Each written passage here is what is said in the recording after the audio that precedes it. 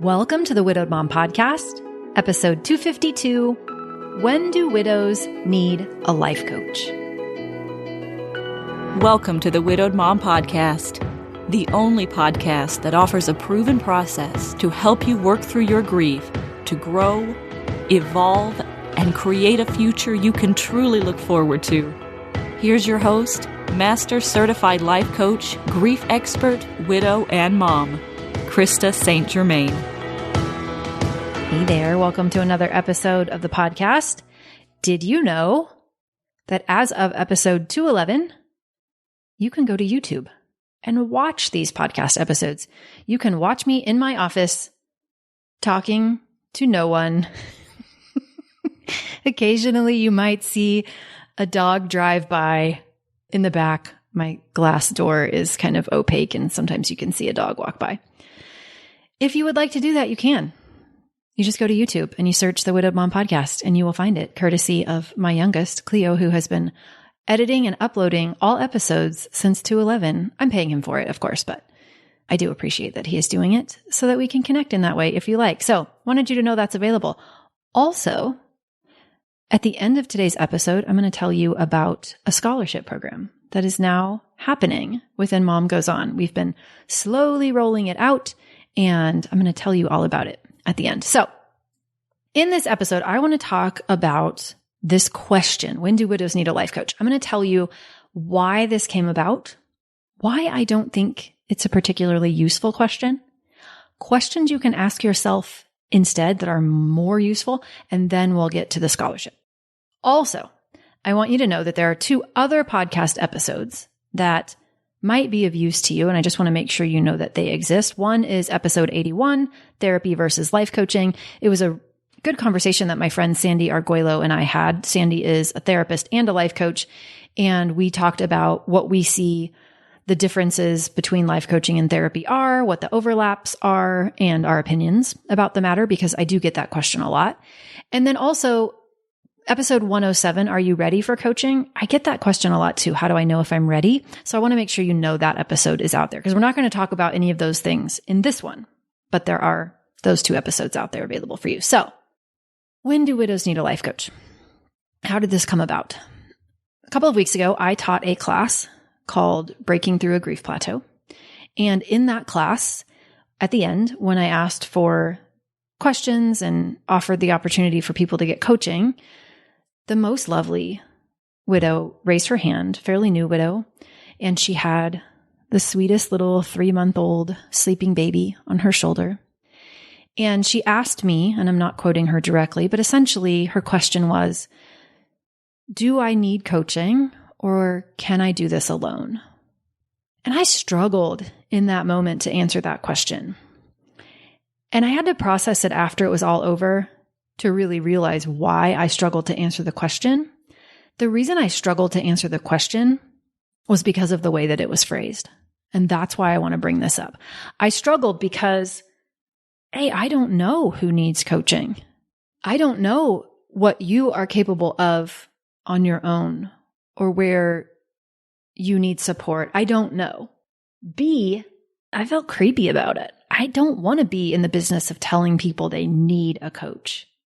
But what my heart was saying to me, and it makes me kind of teary-eyed to think about it, what I wanted to say and didn't say was, please give this to yourself.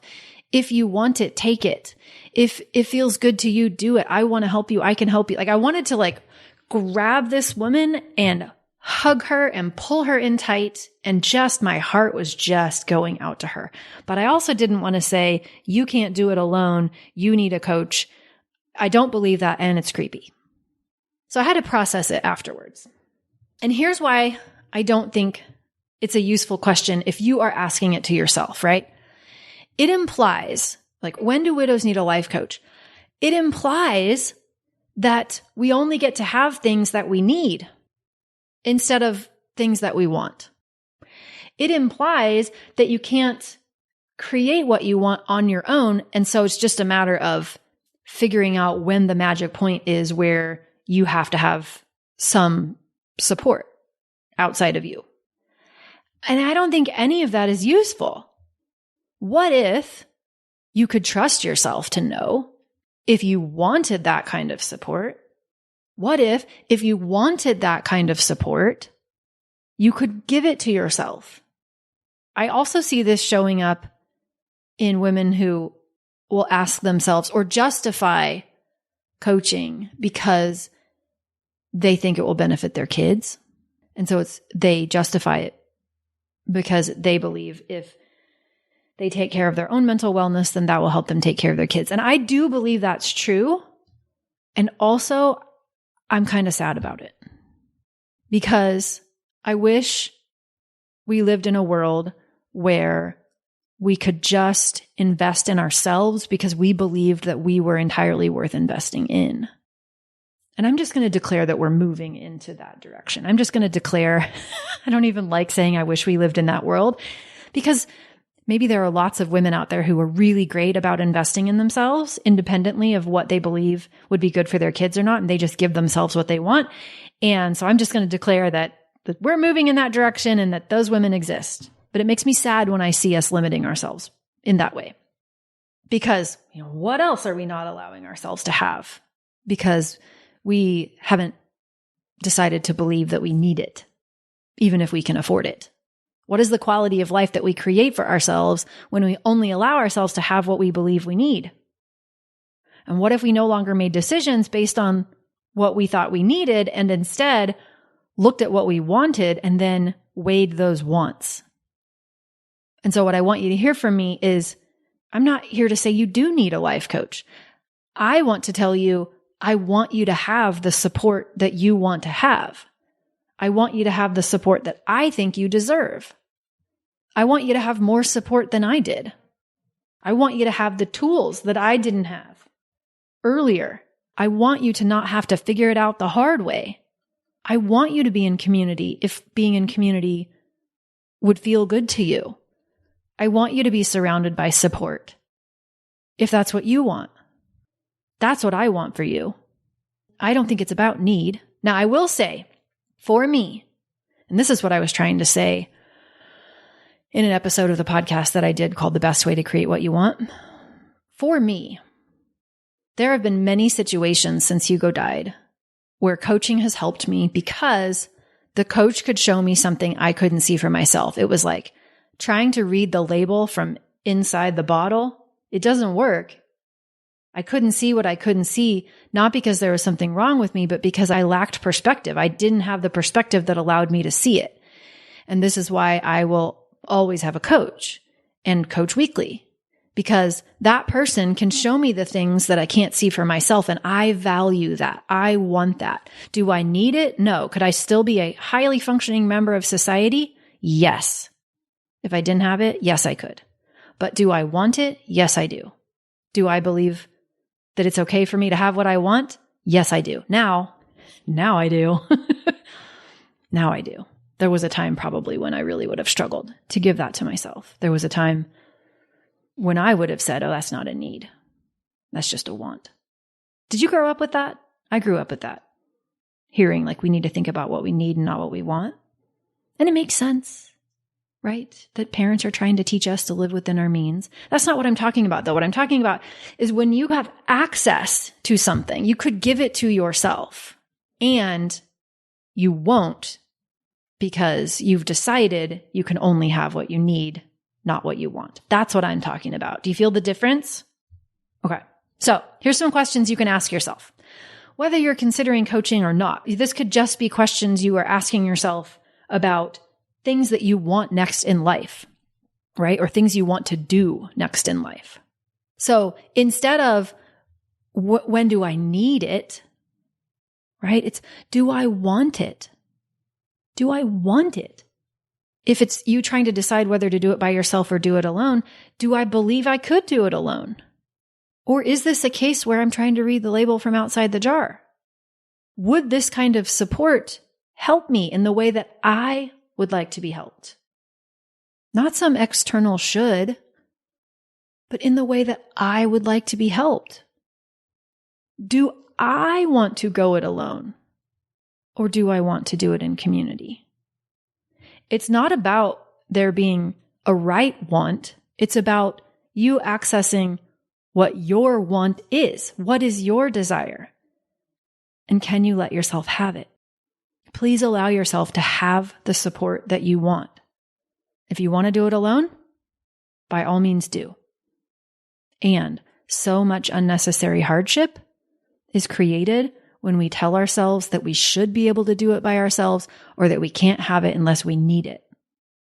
And that's what I want you to hear from me today. Okay? Okay. The scholarship. So it's long been on my mind to figure out a way to make Mom Goes On more inclusive, more accessible. So over the past few months, we have been tweaking and slowly introducing a scholarship program that's aimed at encouraging diversity within our community. So this is for you if you identify as a widow, and that may not mean you were actually married. That may mean your person just died. That may mean you, and this is for Mom Goes On generally speaking, not just a scholarship, by the way. You don't have to have been legally married, but if it was your person and they died, if you were engaged and they died, if you were once with them and then later were remarried, but still need to come back and get some support around their loss. Like if you identify as a widow, that can look like a lot of different things, right? But if you have felt marginalized, if you are and have felt underrepresented, right? Widowhood doesn't discriminate. We understand that. And we recognize that grief experiences can be dramatically compounded by societal impacts, by economic impacts, by systemic challenges. So that's what this scholarship program is for. So whether it's race, it's ethnicity, it's sexual orientation, it's disability, it's financial need, it's any other aspect of your identity, we know that those things make grief and make loving life after loss more complicated. And the scholarship is with that in mind. So if that is of interest to you, first you need to apply for Mom Goes On, because first we need to make sure that you're in a place where you would be successful, right? We don't want to offer the program when it's too much too soon, right? So that's what the application process is for. The application literally takes 5 minutes, but there's a couple of wellness questions in there designed just to make sure that we aren't putting you into a program that would overwhelm you, because that will do you no good, right? So first you go do that, coachingwithkrista.com, work with me, click on the work with me tab. That's where you can find the application. Then once you're accepted, assuming that you are, and it's a good fit and the timing is right, then email us support@coachingwithkrista.com and ask us about the scholarship program, and we'll send you the information. Right now, it's not a public facing link that I have to offer. I just want you to know that it's available on a limited basis. We're offering a couple of spots a month, every month, by scholarship. Okay.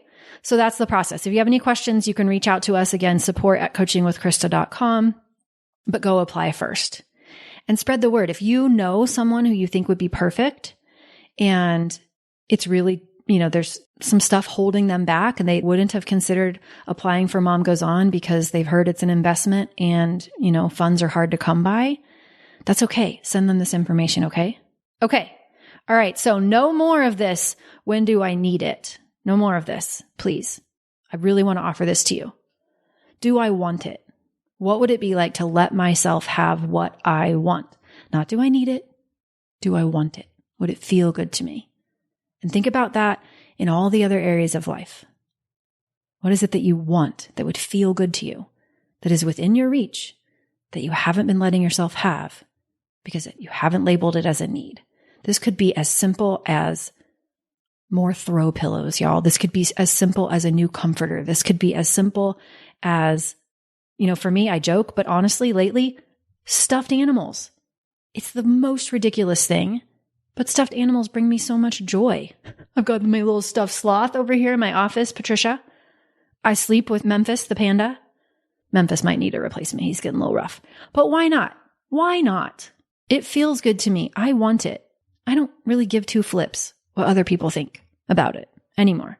What is it that you want? And what if you gave it to yourself? What if you let yourself have it? Can we have that life, please? Can we create that for ourselves? Let's go do that. Okay. I love you. You've got this. Take care, and I'll see you next time. Bye-bye. If you like what you've been hearing on this podcast and want to create a future you can truly get excited about even after the loss of your spouse, I invite you to join my Mom Goes On coaching program. It's small group coaching just for widowed moms like you, where I'll help you figure out what's holding you back and give you the tools and support you need so you can move forward with confidence. Please don't settle for a new normal that's less than what you deserve. Go to coachingwithkrista.com and click Work With Me for details and next steps. I can't wait to meet you.